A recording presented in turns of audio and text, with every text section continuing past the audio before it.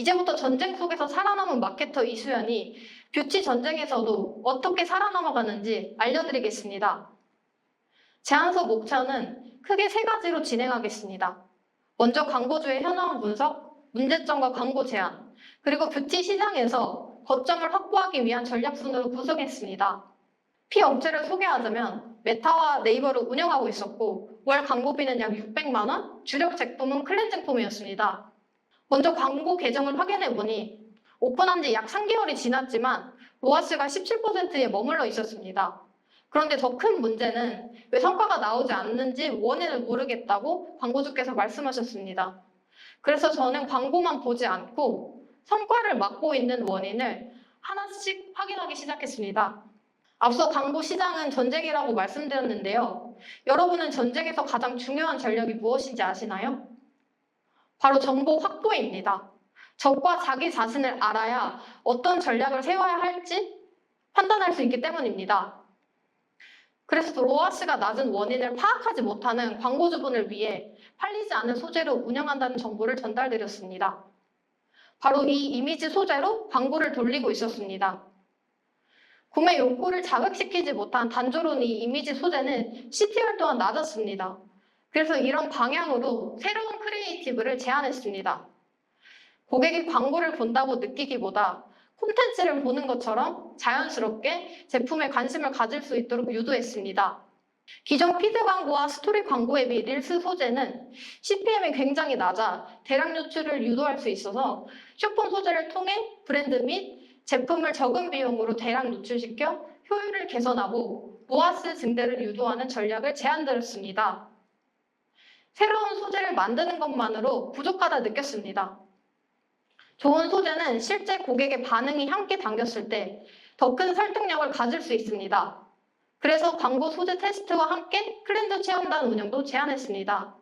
광고를 클릭한 고객은 랜딩 페이지에서 구매 여부를 결정하게 됩니다. 그런데 기존 랜딩 페이지는 제품의 핵심 장점보다 CTA 버튼과 혜택 노출이 부족했습니다. 그래서 첫 화면에 제품의 강점을 먼저 보여주고 할인 혜택과 CTA 버튼을 눈에 잘 띄는 위치에 배치하는 방향을 제안했습니다. 상세 페이지도 함께 했습니다. 기존에는 제품보다 리뷰가 먼저 노출되고 있었는데 리뷰가 충분하지 않은 초기 브랜드에서는 제품을 제대로 이해하기 전에 이탈할 가능성이 있다고 판단했습니다. 그래서 제품 소개와 핵심 장점을 먼저 배치했고 그 이후 리뷰가 이어지는 구조를 제안했습니다. 광고 운영 방식도 함께 제안했습니다. 처음부터 전환 캠페인만 운영하기보다 트래픽 캠페인과 전환 캠페인을 함께 운영하는 전략입니다. 트래픽 캠페인으로 다양한 고객 데이터를 확보하고 전환 캠페인으로 구매 가능성이 높은 고객을 집중 공략합니다. 이후 리타겟팅까지 진행해 구매를 망설이는 고객에게 다시 한번 광고를 노출하는 구조를 제안했습니다. 앞서 말씀드린 전략과 함께 신규 업체이기에 많은 사람들에게 알리기 위해 트래픽 캠페인으로 인플루언서 파트너십 광고도 제안드렸습니다. 제가 제안드린 내용을 한 페이지에 요약했습니다. 저는 광고만 바꾸는 것이 아니라 구매까지 이어지는 전체 흐름을 함께 설계하고 싶었습니다. 다행히 대표님께서 제안에 공감해 주셨고 실제 운영에 일부 반영하였습니다. 물론 모든 제안이 한 번에 적용된 것은 아닙니다. 하지만 광고주의 의견을 듣고 함께 개선 방향을 만들어갔다는 점이 가장 의미 있는 경험이었습니다. 저는 좋은 제안은 끝나는 것이 아니라 실행으로 이어질 때 가치가 있다고 생각합니다. 이번 제안을 준비하면서 다시 한번 느낀 것이 있습니다. 구매는 우연히 일어나는 것이 아니라 설계되는 것이라는 점입니다. 저는 광고만 보는 것이 아니라 랜딩 페이지, 상세 페이지, 타겟팅, 캠페인 구조까지 함께 확인했습니다.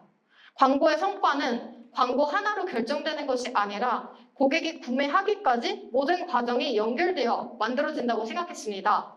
하지만 광고는 계획대로만 흘러가지 않습니다. 경쟁사가 새로운 이벤트를 시작할 수도 있고 광고 성과가 갑자기 떨어질 수 있고 알고리즘이 바뀔 수도 있습니다. 그래서 저는 광고를 운영하면서 변수를 당연하게 받아들이는 태도가 가장 중요하다고 생각합니다. 중요한 것은 변수가 생기지 않는 것이 아니라 변수가 생겼을 때 어떻게 대응하냐입니다. 저는 성과가 떨어졌다고 포기하기보다 왜 그런 결과가 나왔는지 먼저 분석하고 다시 테스트하는 마케터가 되고 싶습니다. 저는 러시아에서도 같은 경험을 했습니다. 예상하지 못하는 상황이 생겼지만 그 상황이 멈추기보다 제가 지금 할 수 있는 일을 계속했습니다. 지금도 광고를 운영할 때 같은 자세를 가지려고 합니다. 문제가 생겨도 멈추는 것이 아니라 해결할 수 있는 방법을 찾는 마케터입니다. 저는 완벽한 사람이 아닙니다. 광고를 하다 보면 실패할 때도 있고 성과가 좋지 않는 날도 있습니다. 하지만 저는 흔들린다고 해서 멈추는 사람이 아니라 흔들려도 앞으로 걸어가는 사람입니다. 그리고 저는 그 태도가 마케터에게 가장 중요한 역량 중 하나라고 생각합니다. 광고주의 KPI는 결국 매출입니다. 단순히 클릭이나 노출보다 실제 매출로 이어지는 결과를 가장 중요하게 생각합니다. 광고주의 성과가 저의 성장이라고 생각하기에 저의 KPI는 조금 다릅니다. 이번에도 이수양 마케터와 함께하고 싶습니다. 라는 말을 듣는 것이 저의 KPI입니다. 그 말은 광고주가 만족했다는 의미이고 결국 좋은 성과를 만들었다는 결과라고 생각합니다. 전쟁은 끝나지 않았습니다. 전장이 바뀌었을 뿐이라고 말씀드린 부분 공감하시나요? 저에게 전쟁은 러시아에서 끝난 것이 아닙니다. 지금은 광고 시장이라는 또 다른 전장에서 광고주의 성공을 위해 싸우고 있습니다. 그리고 언젠가는 저는 앞으로 마케팅 시장에서 이수연이라는 이름이 하나의 브랜드가 됐으면 좋겠습니다. 그날까지 저는 오늘도 제 전장에서 끝까지 포기하지 않고 방법을 찾고 한 걸음씩 앞으로 나아가겠습니다. 들어주셔서 감사합니다.